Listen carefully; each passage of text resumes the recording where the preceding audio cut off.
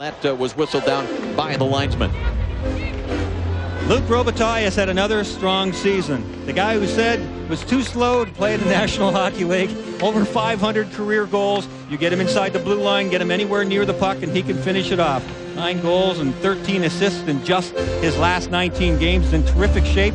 Got off to a real strong start this year. Yes, he did. And it made all the difference in the world. And there's Andy Murray, who appreciates his efforts.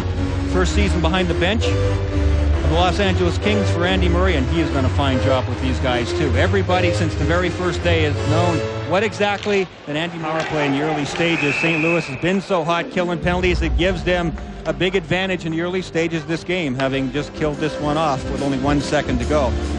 Now, there's been a lot of strengths for the St. Louis club. Playing with a lead has been one of them. Joel Quenneville said, we don't give up much once we get ahead of the opposition. I mean, they've got 4 lines that are extremely fast. They're excellent at cycling. They spin out of the corners offensively and take it to the net as well or better with 4 lines, I think, than anybody else in the National Hockey League. So the Kings are going to have their work cut out for them because they don't want these St. Louis Blues to jump out in an early lead. And, of course, the Blues have been without their top scorer, Pierre Turgeon, and part of the reason you can get along without a top scorer is when you have a team defensive philosophy and a goaltender that's back there. And look at the jump they made. That's what's so impressive. It's a defense that's really come around in a big way. They got surprises playing back there like Todd Reardon, who came out of nowhere. Jeff Finley's had a great year. Bergevin's had a... And a couple of his teammates expected it to be dumped in. They were offside on the play. Well, the Kings have been the St. Louis Blues have been pretty strong all year long in killing penalties. Tied for second in the NHL with 12 shorthanded goals. They've got speed from all 4 lines. It doesn't matter who they're using killing penalties. They bust out of the zone and they go for the juggler. Well, the other side of you mentioned the LA Kings have had different looks on their power play. They've allowed 12 shorthanded goals against. So that's not a good... Pronger says, I don't care. You hit my guy and you hit him way too hard. And here we go. Sean O'Donnell, one of the biggest players on the Kings, went after Pronger right away and subdued him. But Gary Galley is not going to get any penalty for that, nor does he deserve any. That was a good hit. Now, Dimitra is a heads-up player, Dave, but when you get the puck that goes off your foot like that, and he's trying to get some kind of control. That time, Turek just closing everything down. But is this guy quick, especially for a man his size, Brian? He's exceeded all their expectations for the season, and I think he's getting to their highest hopes, the club that is. Everything he's done during the regular season has been just outstanding. All that's left ahead is the playoffs. He just flashes the leg out a couple of times. He looks like the immovable object in the net. He's huge. He does all the things that butterfly goaltenders do. Just in the smart situations, he goes down, takes away everything low, and yet there's still so much upper body looming that there's really not much left in the top corners either. You know, there's not a lot of times when St. Louis breaks down, but we saw the situation in the first period in Phoenix when a team that averages only 22 shots against gave up 14 and some very good scoring chances, and Turek was there. We see now during this LA power play 2 or 3 great chances in a row. Turek is there. You're right. He gives them... Who has not seen a lot of action in quite a while. Makes a huge save there on Eastwood on a great setup by Pronger. Well, the Kings didn't handle the fact that Pronger came out of the penalty box. They just didn't handle that well. Modry and Carlotti were the 2 defensemen back, but when they got the puck to Pronger, the St. Louis Blues, that is, they had a mini 2-on-1 situation, and it was actually Dan Bilesma, a forward, who was back there playing defense. That was all messed up on the part of the Kings. And talking about big saves, Jamie Storr with his biggest one of the game so far for the Kings. How about the pass by Pronger? I mean, what a touch.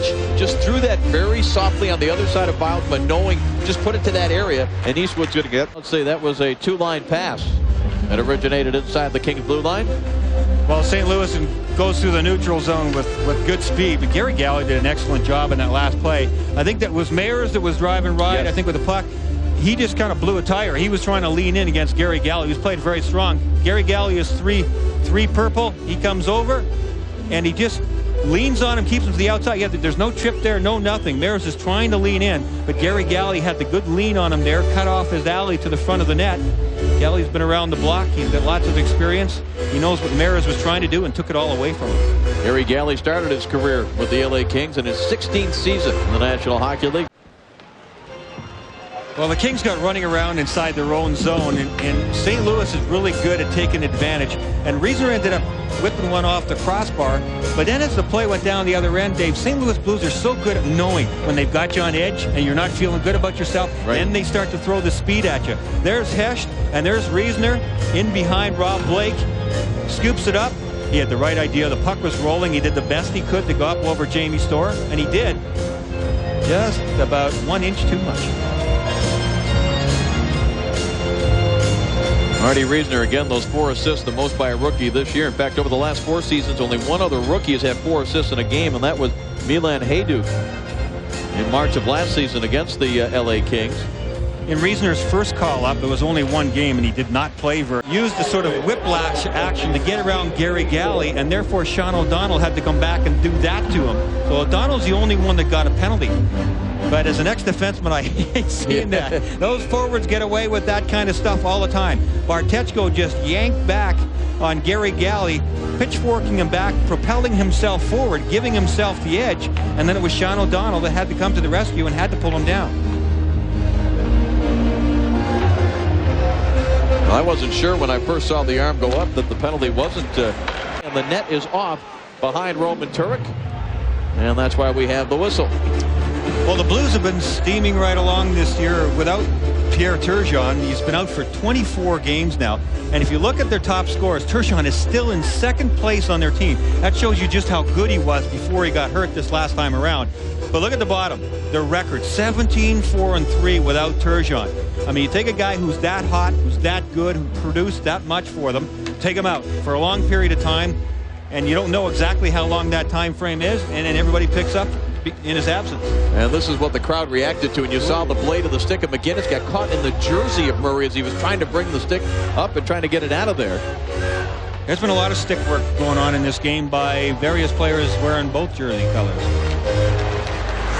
Phoenix the other night rang a couple off the crossbar, and you're right, goaltender will just say, well, I had the angle covered anyway.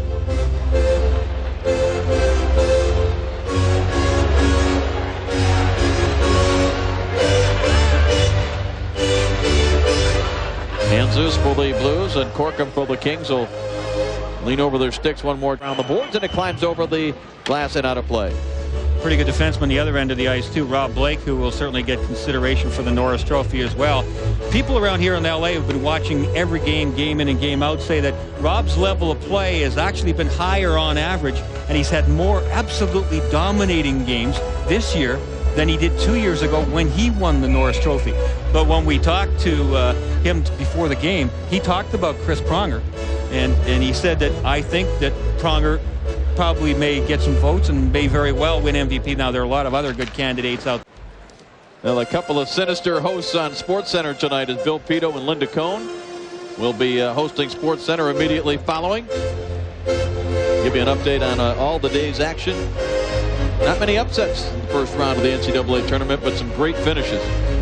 The only thing upset right now is the Los Angeles Kings' stomachs. They got to get something going, because St. Louis has just dropped a big antacid pill in all this chemistry and everything. Once again, it was Luc Robitaille who kept feeding the puck to the front of the net, and this last time I think it was Nelson Emerson on the doorstep.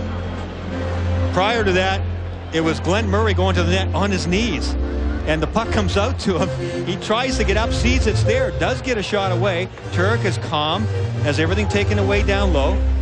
And then the second flurry of action, and that's tough. That's tough to make that initial save and then keep from getting pushed.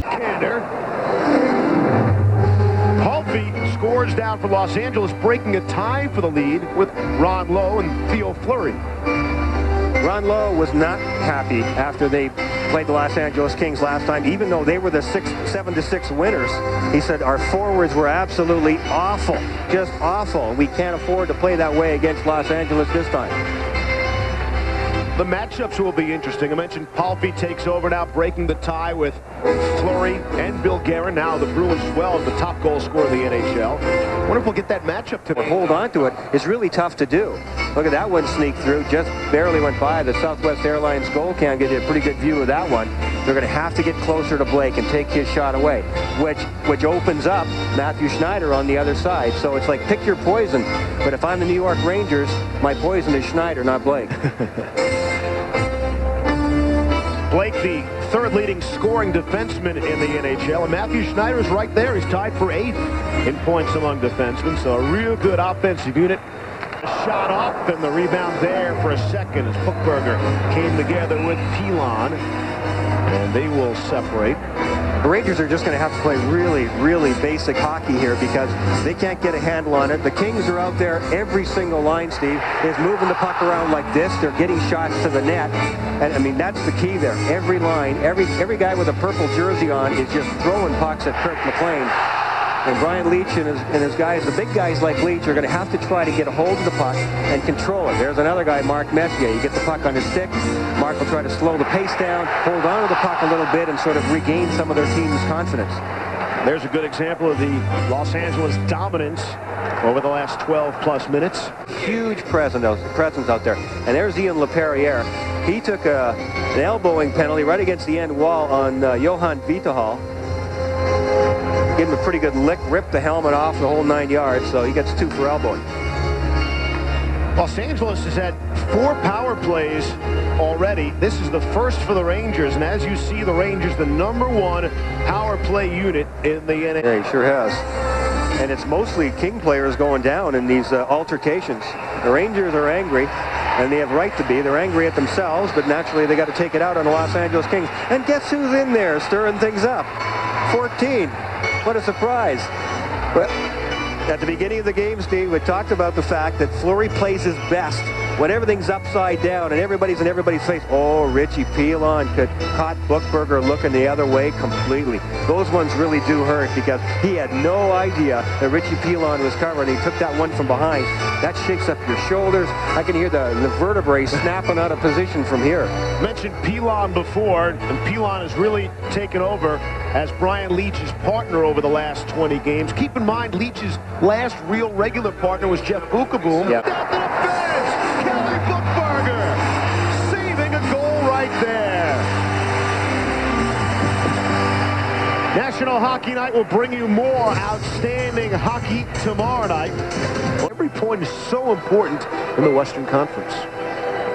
Yeah, I think that Andy Murray knew that his team was playing really well there in November, and it worried him. It worried him the fact that when you go 6-0-2 and you just barely are staying in the same position you are in the standings, that really hurts because you know somewhere along the line you're going to lose a couple of games in a row, which the Kings did. They went 5 straight games without a win when the other shoe dropped, but they're still hanging in there in the playoff spots. Look at the last 5 to really come on. Yep. Got off to a bit of a slow start in October, went 5-6-2. Good For a lot of ground because he was way over on the left side of the ice. He had to recover over to the near side, but he can catch Rich Pilon. Richie Pilon playing about 210 pounds actually. York gets it and flips over top of Stefan Fassé. But it was York going to the net. It goes off his feet. And you think, well, and he was actually surprised by it. It hit the shaft of his stick. But they did get good luck because it went right to Dvorak. And he shoveled it in that near side for his 7th goal. 7th from York and Hlavich, even strength at 19:02. Interesting, Grosek played with the Czech line in the first period. Yeah. But there was Michael York on with the 2 Czech players. Yeah, it did. And behind the play again, Kelly Buchberger. This time he's in the middle of it with Richie Pilon. Fleury's there, of course, as well. 7 seconds left here in the second period. I think the Rangers are going to be careful with Kelly Buchberger because of what he did in the first period with Brad Brown. He tried to goad Brown into throwing a punch, which he did. Brown got 4 minutes. Buchberger only got 2, but he had no intention of dropping his gloves. So Richie Pilon perhaps could have been alluding to that in this last interchange between the 2 players. Rangers out shooting the Kings 37 seconds so far. In the third period, the Rangers have given up more goals than anybody in the NHL, but minus 13 in the third. They've allowed 48 third period goals, Brian. The next closest team is Boston, 12 fewer than the Rangers. That's a ton. I'll tell you what, that guy did a heck of a job in that second period. I have a feeling, I said Ron Lowe probably blew a gasket. Well, Mark Messier, I'm sure, Had a lot of things to say in the first intermission, too. His team did come back out and play much better in the second, and he started it on the ice. Steve, we talked about it a couple of times. And then it was knocked away. Robitaille on the tip. Lucky Luke, not quite so lucky in this game. That's the second one he's deflected off the pipe. The first one, though, went right to Ziggy Palffy, and Palffy buried it for the first goal of the game. That's not bothering him. He's got a little smile there. Luke has got that uncanny ability. Look at that. Just a slight touch. It needed a little bit more of a touch in order to go in, but Kirk McLean tracks it. He turns one way, it goes out another. That one could have got in the rebound too, but it was cleared away by Brian Leach. Made a play like that. If that pass gets through, the Rangers probably are back in the lead in this game. The guy does stuff like that all the time. He's their top hitter as well, Brian. Yep. And he has 2 assists tonight. Because the way Blake plays, that Rob will do unorthodox things like come way across to the big hit. So, but it hit someone on the Kings bench, and so the clock stops with 3:42 left in overtime and 42 seconds left on the power play. all the pressure on the Kings here. Playing 3 men when you're killing Kelly 4-on-3, that's a lot of room for those 4 New York Rangers to move around. Rob Blake and Kelly Buchberger at one point were right down on the edge of the crease. It looked like there were 3 goaltenders. Those 2 guys along with Stefan Fassé, and they did everything they needed to. Kelly Buchberger gets a blow. Pretty tired out. There's a lot of room to cover out there when you're only 3 guys out there. Rob Blake is going to stay out here, and they're going to sink or swim with his ability to stay at a high level and help kill off this penalty. York for the Rangers on the draw side. Ahead of the play was Kamensky. Well, Big Mark was a big part of this Ranger team turning things around in the second period. We talked about his feisty play, aggressive play, whatever you want to call it. He came out and laid the body on it a couple of people. He had that look on his face, that famous Messier look, like we're going to get ourselves back into this one. Doesn't look like a guy who's going to turn 40 next month, does he? Doesn't play like it either. Just loves to play. Was at the morning skate this morning. I said, Mark, all these years and you still go to the morning skate? Yep, love this game. Love it. I believe he was the only out there for such a long shift. He could not catch Wisnowski at all. Incredible speed by Wisnowski, who could see open ice from his own end all the way down. Theo Fleury had to come from an angle, and he just ran out of gas. Watch Wisnowski. I mean, head down, nobody is going to stop him. Look at Theo. He just had no gas left in the tank. And Kirk McLean with the great save here. High speed, Wisnowski makes his decision, tries to get it by him. Great work by Kirk McLean. The 16-year veteran goaltender McLean against the rookie Lubomir Wisnowski. And McLean's had 29 stops tonight. Wisnowski's been a real find for them, a rookie for the Los Angeles Kings. Obviously has great wheels, got his ability to score some goals, and man, he was looking for opportunity there. Brian, Wisnowski's a plus 18. Yeah. You'll see the Red Wings move the puck around. When it goes down low, you'll see the aggressive play. You can stop right here. Look at 3 men up top, only 1 man in front. Now watch when the puck goes down low. Aaron Miller will go immediately. Ziggy Palffy has to cover in front, but that does not allow the Red Wings time. And you see Nordstrom get to it, and Palffy will be behind the net. So the Kings, very aggressive. You have to jump almost before the pass is made. You get there on time to break up the play. Take a look at the King bench. They've won 3 straight in this playoff. They were down 2 games by Osgood. Great focus and concentration by Osgood on that save on a shot by that man, Jari Karlotti. Look at one of the forwards, though, for the Red Wings. He's going to go down to block. That makes Karlotti shoot the puck a little higher, perhaps a little higher than he wanted because it's into the gloves of Osgood. Glenn Murray was in front for a split second, could not provide the screen, but a good job. The one thing you want in that situation, the number 1 thing on the mind of Karlotti, get the puck through. In the Red Wing zone, It's in the NHL. He is upstairs, and I'm sure in those instances, he's the senior representative. Perhaps D'Amico made the call. actually it's too bad that Luke's leg hit it. I think the momentum was going to carry the puck over anyway. But it's 1-0 Kings. The goal was waved off. And Bob, that's part of that word Andy Murray puts on the board, resilient. You have to kind of bounce back from those things. Cleared up on a play by Glenn Murray. Now the hits and the bodies are flying, Bob. Jari Karlotti was out there. He had 1 big hit in the Red Wing zone, and then the puck came all the way back. He's been the most physical player in this series. The referees ruled that Kozlov touched that one. So Carlotti gets Kozlov. Then on the next play, Danilo. Bob, watch this hit. You see where Carlotti goes in there? He makes contact, but he also keeps his body in good position. It's that hit and pin mentality. Danilo was there, but once the contact was there and was hard, Danilo could not get to the loose puck. Good body position by Jari Carlotti. Faceoff is going to be just inside the King blue line. Brett Gilchrist to the Red Wings against Eric Belanger of the Kings. Belanger's got assists and points in 3 straight games. And the puck's career with the Kings. Gretzky's the all-time leader with 94.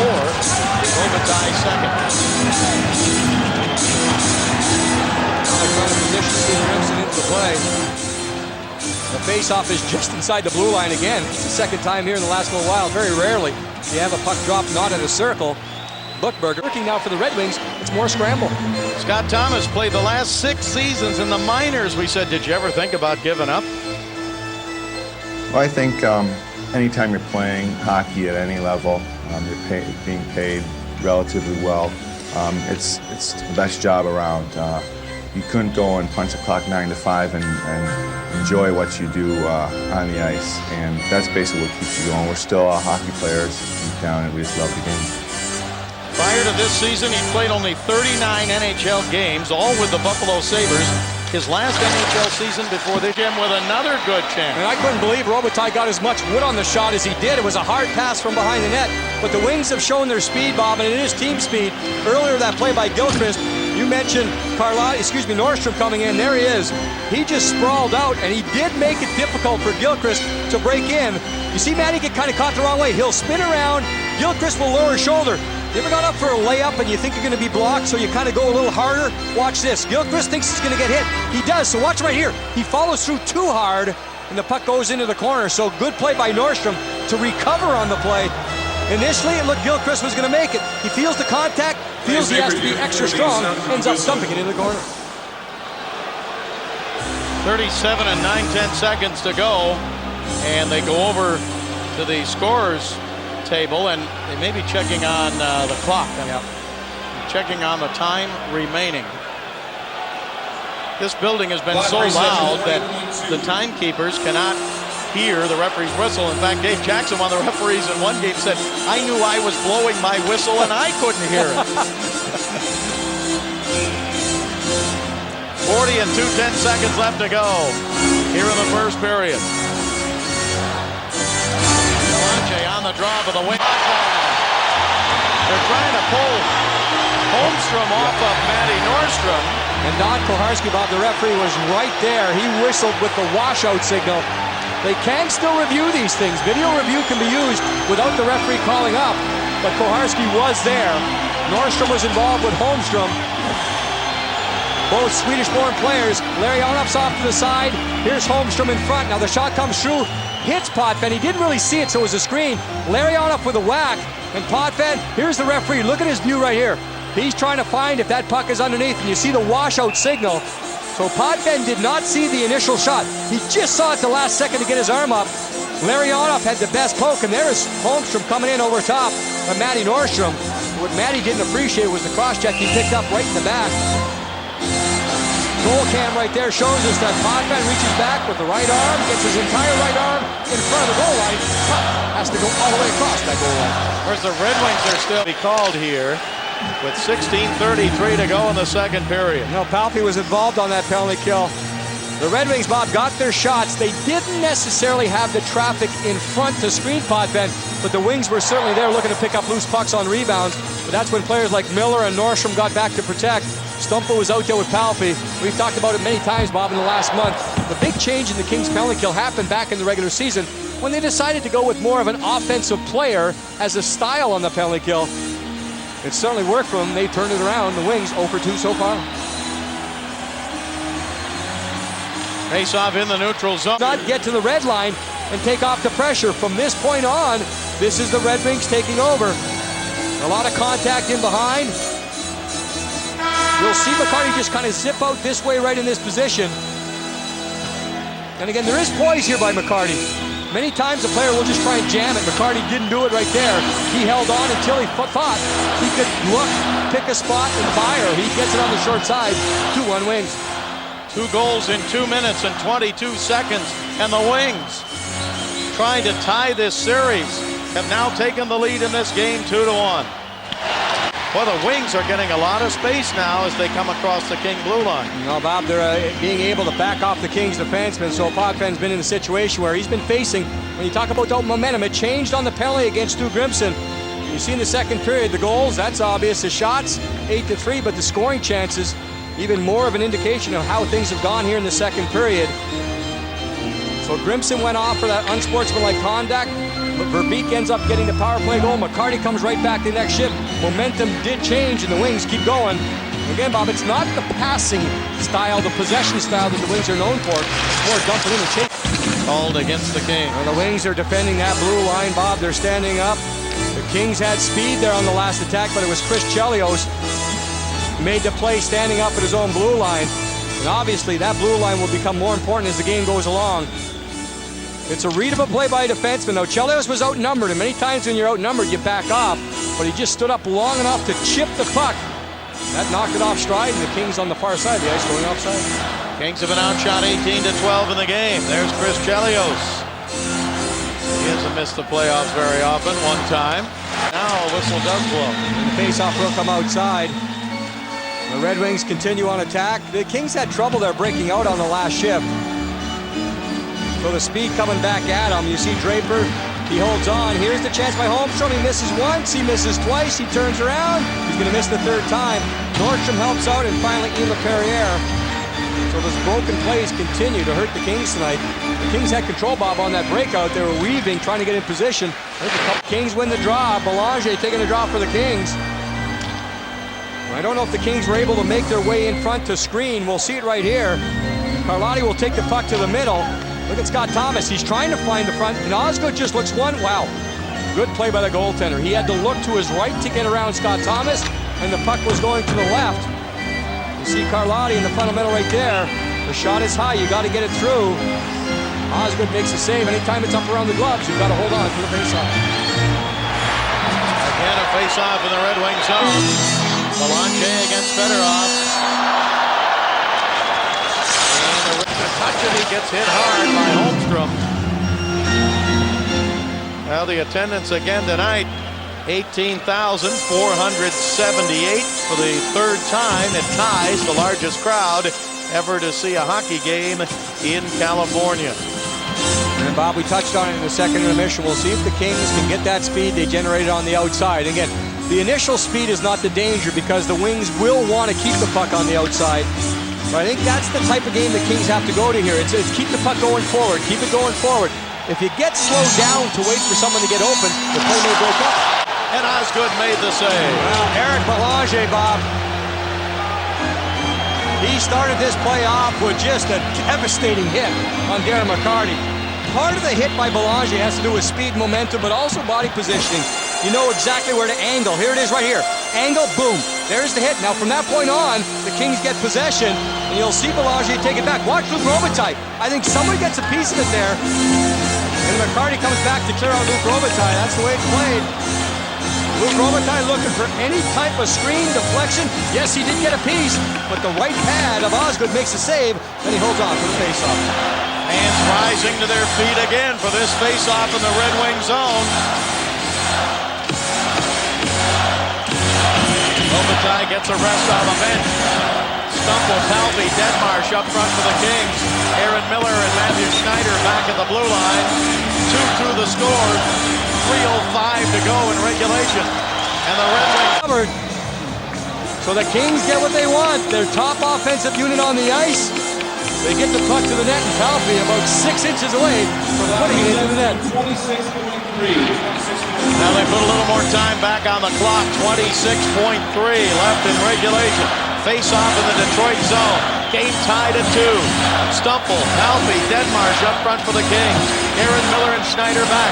And on the draw, Detroit 14 and 4/10 seconds to go in regulation. And a face-off in the Red Wing zone. We'll see if the changes will be made here, Bob, on face-offs, because the last face-off was to the left of Osgood. This one moves over to the right of the goaltender.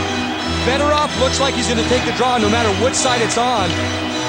The Kings bring out Eric Belanger. and Luke Robitaille. So Palpy's going to stay out there. Bob, the biggest reason for the change is just to win the faceoff, and Belanger has established himself as the best faceoff man with the LA Kings. Big match up here. Fedorov, Belanger. Again, the line change has also been made. Luke Robitaille will be sniffing for a loose puck. Robitaille's against the left wing boards. Palpy moves into the slot. Belanger on the draw for the Red Wing. Up and he hangs on. Face off in the Detroit zone now. Solid play defensively by Carlotti again. Carlotti was there with Nordstrom. Smolinski was the third man just to help out. And as a centerman, that's your job to support defensively. That allowed the Kings to go the other way. Ended up with a dump in. Many times it is important. There's Jari on the bench. Talk about guys who score goals, that's important. But this man right here has had a heck of a playoff series. Great defensively taking the body, and again, just making sure he pins his man on the boards. The Kings offensive zone, get the big line on the ice. Stumple, Palpy, Deadmarsh. Boucher back at the right point. Stumple will take this face off again, and he wins the draw. Now Boucher this time, Bob. Another Kings defenseman decided to jump up in the play, so Kings are not hanging back. Again, that's part of the regular system for the LA Kings all season long. The Kings led the NHL in defense scoring as far as points goes. And Boucher was able to jump in there. Ziggy Palpy was just trying to extend the play long enough. Couldn't get it over the line. Kings offside. There's a look at Ziggy Palpy. 6 points in 9 previous career playoff games. He got an assist in a first King goal tonight. Faceoff will be outside the blue line of the Wings. 5:15:38 to go in overtime.